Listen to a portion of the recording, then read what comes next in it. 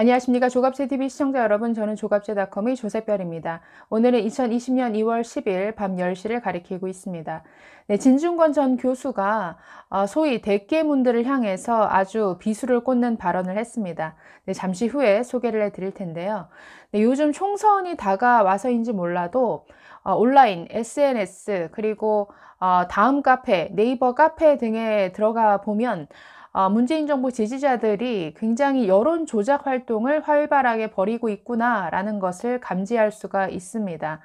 네, 또 지난주에 어떤 황당한 일이 있었냐면, 네, 갑자기 1년 전, 그러니까 최근 영상도 아니고 1년 전의 영상이 화제가 됐습니다. 네, 개그맨 이용진 씨가 약 1년 전 TVN의 한 예능 프로그램에 출연해서 문재인 대통령을 아주 잠깐 언급했는데 이게 화제가 됐습니다. 네, 저도 여러 카페에서 이 글이 올라온 걸 봤는데요. 이런 글이 올라왔습니다. 대통령을 문재인 씨라고 부르는 개그맨 이용진이라는 제목의 글이 올라왔는데, 내용은 여러분도 예상이 되시겠지만, 감히 우리 문재인 대통령을 문재인 씨라고 부르는 거야? 아주 무엄하다. 이런 식의 비판적인 내용인 것이죠. 네, 문제가 되었던 프로그램은 TVN의 괴릴라 데이트라는 디지털 예능 프로그램이었습니다.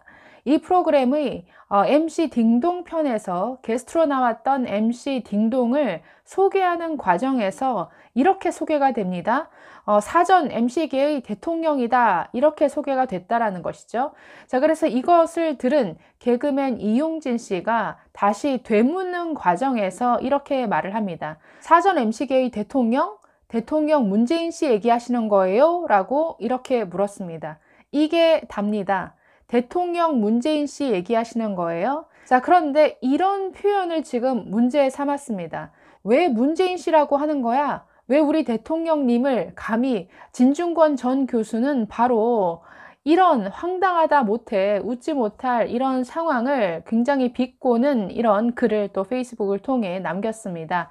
네, 진중권 전 교수 이렇게 말했습니다. 네, 여기가 북한인가? 문재인 씨라고 부르면 막 잡아갈 분위기.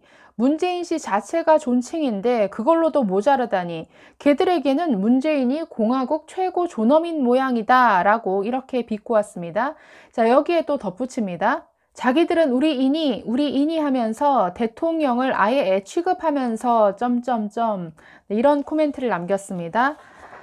네, 문재인 대통령을 아주 사랑하는 지지자들이 글쎄요, 친근한 표현으로 우리 인이 하고 싶은 거 다 해. 우리 인이는 내가 지켜줄 거야. 이런 식으로 표현하는 것을 봤습니다.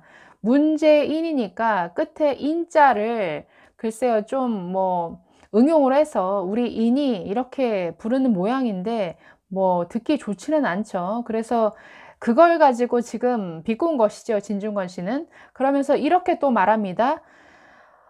근데 우리 인이 아침에 맘만 원 먹었나? 그리고 애를 어떻게 키우는 거야? 우리 인이 하고 싶은 대로 다 하면 떼찌할 거야 라고 아주 빈정거리듯이 이런 글을 남겼습니다. 네, 문재인 대통령을 정말 사랑하는 지지자들이 진중권 교수의 이런 비꼬는 이런 발언을 들으면 정말 아주 뒤로 넘어갈 듯이 분노하지 않았을까 싶습니다. 네, 진중권 교수가 지적하고자 하는 것은 이런 대깨문들의 아주 비이성적인 행태들이죠. 문제는 이런 행태가 너무 곳곳에서 보인다라는 겁니다. 조국 사태에서도 우리가 계속 목도했고, 최근 검찰에 대한 청와대의 노골적인 협박, 노골적인 수사 방해, 여기서도 볼 수가 있는데 공통점은 딱 하나입니다. 사실을 철저히 외면한다라는 것이죠.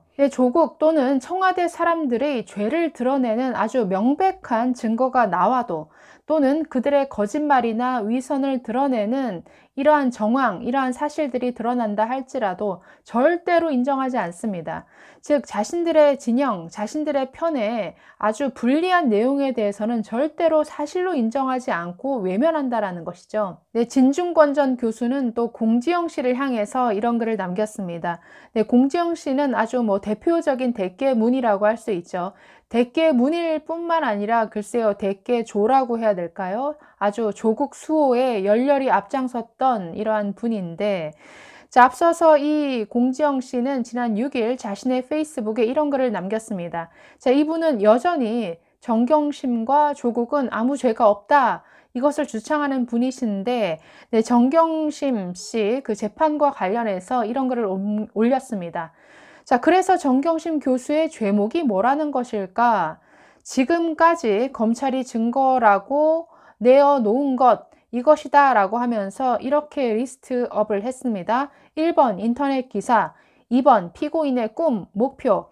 이건 아마도 뭐 정경심 씨가 강남 빌딩을 갖는 것이 뭔가 목표였다. 이런 검찰의 주장을 지금 비꼬듯이 이렇게 쓴 것 같습니다. 자, 3번 암시, 진짜임, 암시했다고 함. 4. 전화통화 패턴. 5번 조국 교수 배우자라는 위치가 증거. 점점점. 나라를 반년 이상 흔들고 마약보다 집단 강간보다 중한 범죄라며 병보석조차 해주지 않는 뭐 이런 글을 올렸는데요. 공지영 씨가 말하고자 하는 것은 뭐 이런 거죠. 정경심 교수는 아무런 죄가 없다. 검찰이 지금까지 내어놓은 증거라고는 아무런 물적 증거는 없고 뭐 오직 정황과 추측일 뿐이다. 뭐 이걸 말하고자 하는 것 같습니다. 자, 이에 대해서 진중권 교수가 또 이렇게 답글을 남겼습니다. 트윗질 할 시간 아껴서 신문도 좀 보고 그러세요. 문천지 회관으로는 신문도 안 들어가나? 신문 좀 읽고 이제는 좀 벗어나세요 라고 이렇게 비판을 했습니다. 그러면서 대깨문 탈출은 지능순, 선착순, 공지영 씨, 소설가는 세르반테스지 돈키호테가 아니다 라고 하면서 자, 또 이렇게 말합니다. 정경심 씨의 제목이 뭐냐고요? 좋은 질문. 모르는 게 있으면 그렇게 물어보세요. 대한민국 검찰이 설마 꿈꾼다고 잡아가겠어요? 그분 제목은 다음과 같답니다. 라고 하면서 이렇게 덧붙입니다. 업무 방해, 위계 공모 집행 방해, 허위 작성 공문서 행사, 위조 사문서 행사, 보조금 관리법 위반, 업무상 횡령, 자본시장법상 허위신고, 자본시장법상 미공개 정보 이용, 범죄 수익, 은닉규제법 위반, 증거 위조 교사, 증거 은닉 교사 이렇게 나열을 했습니다. 진중권 교수가 나열한 죄목 상당히 많죠. 총 11개입니다. 정경심 씨에 대한 검찰 공소장에 다 나옵니다. 공지영 작가가 한 번이라도 이 검찰 공소장을 봤다면 이런 황당한 주장을 하지 않았겠죠. 자, 여기서 딱 차이가 드러납니다. 사실을 인정하는 사람과 인정하지 않는 사람의 차이가 여기서 드러난다라는 것이죠. 한 번이라도 공소장을 읽어보고 그 공소장 내용에 나와 있는 검찰의 아주 착실한 이런 수사 기록들, 증거물들, 또 그 증거에 입각한 이러한 검찰 공소 내용을 봤다라고 한다면 공지영 씨가 주장하는 것처럼 검찰이 아무런 증거도 없이 오직 주장과 정황 또는 진술만으로 정경심 씨를 감옥에 집어넣었다. 이런 황당한 주장은 하지 못할 것이라는 거죠. 네, 그러나 안타깝게도 이 공지영 씨를 비롯해서 이 소위 대깨문들은 이런 사실을 들으려고조차 하지 않죠. 아예 눈을 감아버리니까요. 네, 진중권 교수는 지난주 한 강연을 통해서 또 이 문재인 정부를 향해 쓴소리를 했습니다. 네, 안철수 전 의원이 국민당 창당 발기인 대회를 가졌는데 여기에 진중권 씨를 초대해서 강연을 하게 했습니다. 제목은 무너진 정의와 공정의 회복이라는 이러한 제목의 강연이었는데 여기서 이렇게 말했습니다. 우리 사회의 이성과 윤리를 다시 세워 정의를 바로 세워야 한다라고 이렇게 말했습니다. 자, 무대에 올라서 이렇게 말했습니다. 여러분은 좋아하는 정당이 있어서 부럽습니다. 농객의 임무는 잠수함의 토끼다. 남들이 잘못되어 가고 있는 것을 느끼지 못할 때 몸부림치는 것인데 저 사람들은 저를 욕한다. 유권자를 대변하는 정치인이 거짓말을 하거나 말을 바꾸는 것은 어느 정도 용인이 된다. 그러나 예전에는 자신을 탓할지언정 진보든 보수든 도덕의 기준은 부정하지 않았는데 지금은 기준을 아예 바꿔버리는 것이 문제다라고 했습니다. 예를 들어 이런 것이겠죠. 정경심 교수가 동양대에서 자신의 PC를 반출해 왔습니다. 그것도 한밤중에. 네, 정상적인 사람들은 저것은 증거인멸 행위다. 그렇기 때문에 잘못된 것이다. 라고 주장을 하는데, 네, 지금 저쪽 사람들은 어떻게 했습니까? 기준을 아예 바꿔버렸죠. 저것은 증거인멸이 아니라 증거를 보존하기 위한 행위이다. 이렇게 기준을 아예 바꿔버린다라는 것이죠. 판단의 기준을. 지금 이걸 이렇게 지적을 하고 있습니다. 자, 그러면서 조국 사태에 대해서 이렇게 언급을 했습니다. 정치가 사람들을 이성이 없는 좀비, 윤리를 잃어버린 깡패로 만들고 있다. 네, 당시 조국 수호를 외치면서 검찰을 압박했던 이 서초동 집회에 대해서 이렇게 언급합니다. 피해자가 가해자의 편을 든다. 사이비 종교에서 나타나는 현상이다. 네, 그러면서 조국 전 장관에 대해 언급하다가 살짝 울컥하는 이런 대목이 나왔습니다.